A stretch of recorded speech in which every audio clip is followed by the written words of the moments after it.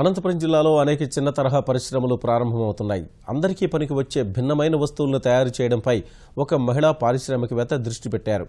ఒక్క ఆకులతో భోజన ప్లేట్లు మొదలు అనేక రకాల వస్తువులు తయారు చేస్తున్న మహిళా పారిశ్రామికవేత్తపై ఈటీవీ ఆంధ్రప్రదేశ్ కథనం. అనంతపురానికి చెందిన లావణ్య అనే మహిళ చిన్న తరహా పరిశ్రమలకు ప్రభుత్వం ఇస్తున్న ప్రోత్సాహకాలను అందుకున్నారు. ఒక్క ఆకుతో భోజన ప్లేట్లు తయారీ కేంద్రాన్ని స్థాపించారు. ఇందులో భోజన ప్లేట్లతో పాటు ఆలయాల్లో ప్రసాదాల వితరణ దొన్నెలు, దీపం కుందులు ఇలా అనేక రకాల నూతన ఆవిష్కరణల్ని పర్యావరణహితంగా తయారు చేస్తున్నారు. ప్లాస్టిక్ వస్తువుల వాడకాన్ని నిరోధించి కాలుష్యాన్ని తగ్గించడానికి ఈ పరిశ్రమను స్థాపించినట్లు లావణ్య తెలిపారు. ఇండస్ట్రీ పెట్టడానికి మెయిన్ ఉద్దేశం ఏంటంటే పర్యావరణానికి కూడా ఏ హాని కలగకూడదు, అలాంటి ప్రోడక్ట్ ఏదన్నా చేస్తే బాగుంటుందనే ఉద్దేశంతో ఆలోచించి ఈ ప్లేట్స్ తయారు చేద్దాము అని ముందుకొచ్చాం సార్. ఇదైతే ఎన్విరాన్మెంటల్కి ఏం హాని పర్యావరణానికి ఏం హాని కలగకూడదు అనే ఉద్దేశంతో పెట్టాము.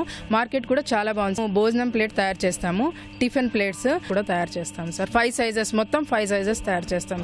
3 నుంచి 5 లక్షల దాకా మేము పెట్టుబడి పెట్టాం సార్. పెట్టుబడి పెట్టి మాకు 2 లక్షల దాకా యావరేజ్కి నెలకి అవుతుంది సార్. మాకు 50% మార్జిన్ ఉంది సార్. దీంట్లో మేము పెట్టిన పెట్టుబడికి 50% మార్జిన్ ఉంది. అనంత జిల్లా సరిహద్దుతో పాటు కర్ణాటక ప్రాంతంలో ఒక్క సాగు చేస్తున్న రైతులు అనేక మంది ఉన్నారు. కొంతకాలం క్రితం వరకు రాలిపోయిన ఆకును పొలాల్లోనే తగులుబెట్టేవారు. ఇప్పుడు వాటితోనే వస్తువులు తయారు చేయడంతో డిమాండ్ బాగా పెరిగింది.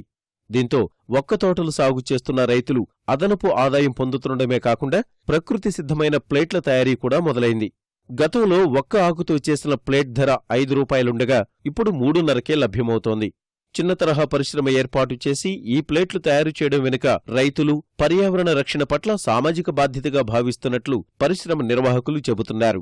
ఒక తోటలు పట్టించేవాళ్ళు ఈ ఆకులంతా వేస్ట్గా పారేస్తున్నారు. యాక్చువల్గా దీన్ని ఒక సోర్స్గా తీసుకొని మన మహిళలకు కూడా ఒక ఉపాధి కల్పించేటట్టు నేను నా మిసెస్ని కొంచెం ఎంకరేజ్ చేసి తను కూడా ఉమెన్ ఎంటర్ప్రెన్యూర్గా తను పరిచయం చేశాను. ఇక్కడ సోషల్ కాజ్ ఏంటి అంటే అన్నెసరీగా ఆకులంతా వేస్ట్ అయిపోతుంది. దాన్ని మనం ఒక ఉపాధి సోర్స్గా కల్పించి దాన్ని మళ్ళీ రీజనరేట్ చేసి ఒక ప్రకృతికి మళ్ళీ ఈరోజు మేము దాన్ని 2 రూపాయల ప్రకారం దాన్ని తీసుకొని దాని ప్రకారం మళ్ళీ ప్లేట్ తీసుకొని ఇస్తున్నాము.